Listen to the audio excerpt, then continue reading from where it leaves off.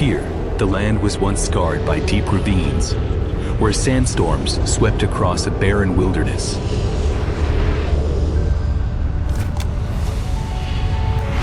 Today, VersolSolar is reshaping the Gobi landscape with a 2 gigawatts blue energy oasis. This is not only a green artery transmitting clean power from west to east, but also a rebirth of the desert itself. With the customized Verta mounting system, we have built a solid foundation deeply rooted in this land. By embracing the PV plus ecology model, we generate clean energy above the panels while restoring greenery below them. Barren hills are transformed into thriving pastures, creating a sustainable cycle of planting, breeding, and desert restoration, revitalizing every inch of dormant land.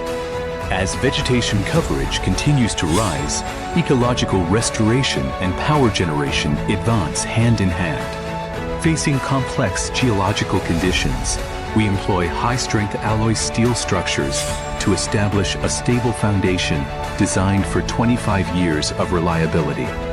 Tens of thousands of mounting arrays, combined with a modular design, accelerate project delivery and unlock greater green energy potential.